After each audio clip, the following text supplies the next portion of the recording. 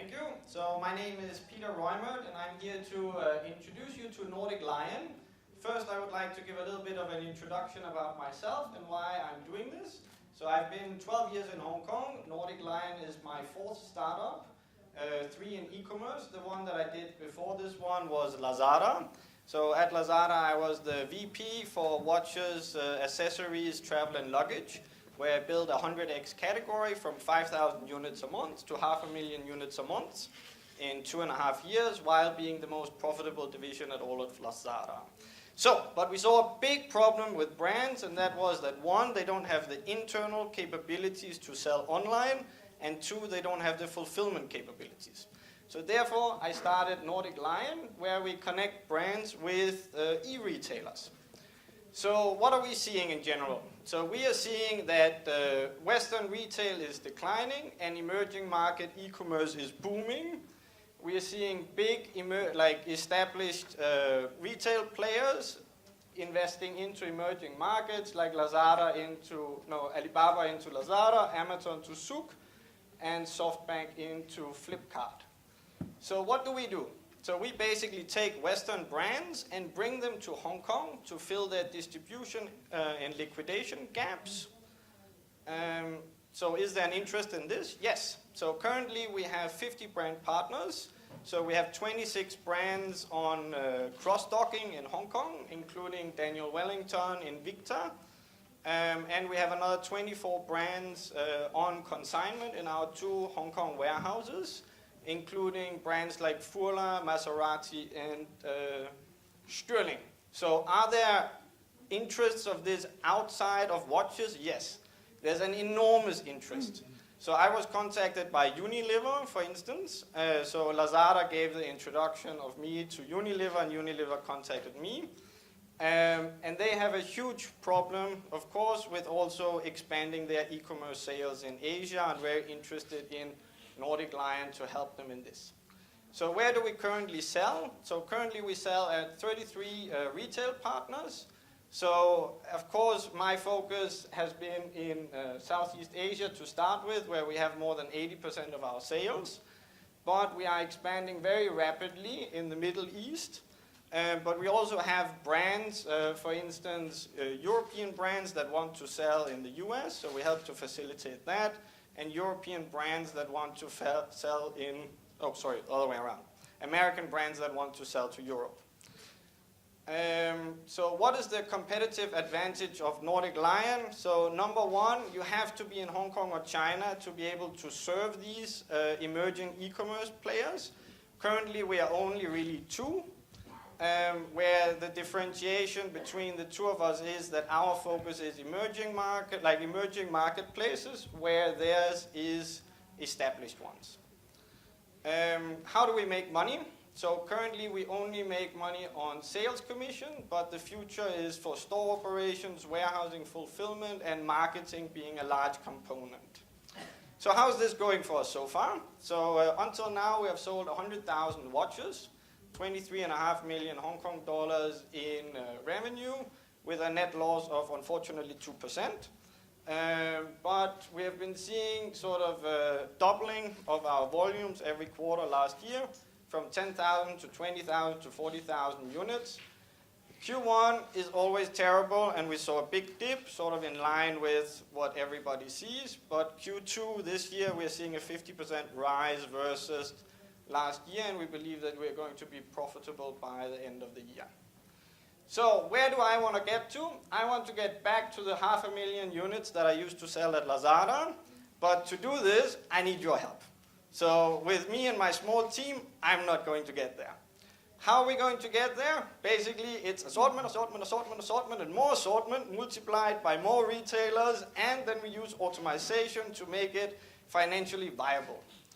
So we are going to jump from watches, and over the next 12 months, we are going to expand into all fashion categories, and thereafter we're going to expand into all categories.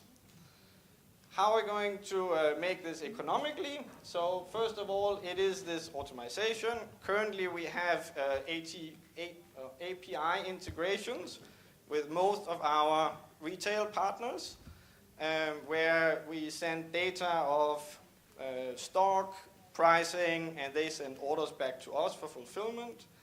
But we want more automation in that, and we want to start communicating more with the brands.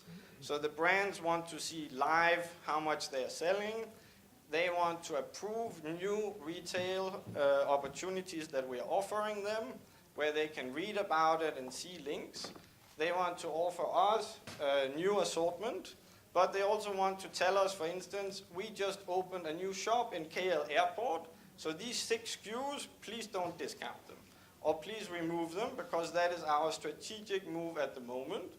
And all of this communication makes things complicated, but it can be automated, not too difficult. So that's all from my side. With 10 seconds to go, I'll let it go to you. Thank you. Thank you very much. Perfect timing. And our judges, please raise your questions. Everyone's so polite today. How much you charge sales commission? So generally we do 12.5%. So that's inclusive of everything. Yes. I think it's great to see Lazada alumni up here. Congratulations.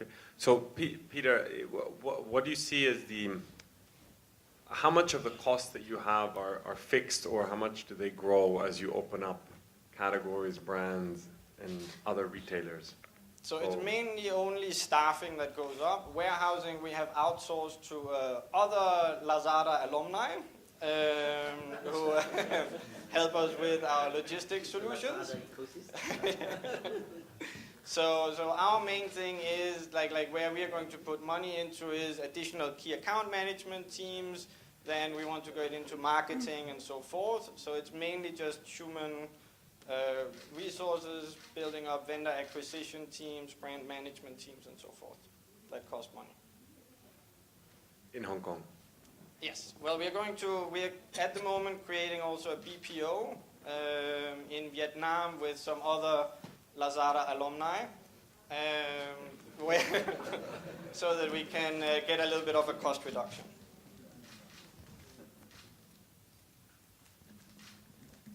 You have a 2.3 million turnover, right?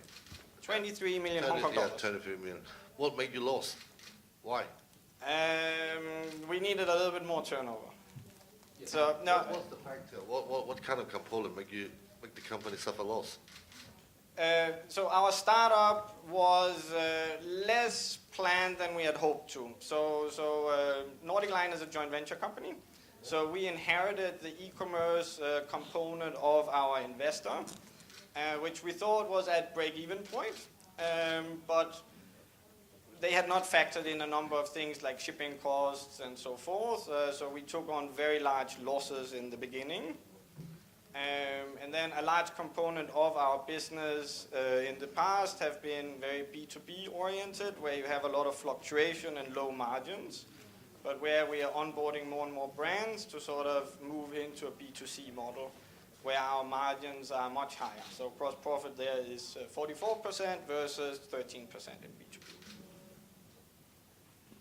Very quick question. So I think you covered all the back end in terms of front end. Obviously a lot of traffic's been taken over by big boys. How do you want to, what's your plan on the customer acquisition strategy? How are you going to do that differently, especially going forward? At the end of the day, it really depends on the volume you bring to the brand. Will determine what kind of a margin you're going to get, what kind of partnership you're going to get in the future. Do you have any plan on that? Can you elaborate a little bit? So the great and horrible thing of working with emerging market platforms is that they don't have inside bidding systems for traffic and per click and so forth. So everything is a human interaction. So which means that you need to be a relatively big player, then you get basically time with the key account manager of that platform. So by aggregating a lot of brands in, then we become relevant. And by becoming relevant, then you get more talking time. And you get them calling you, I need to hit my target this month, can you lower your prices, can we do this campaign together, and so forth. So this, yeah. And it looks like time's almost up. Thank you very much. Let's put our hands together for him once again. Thank you very much, Peter.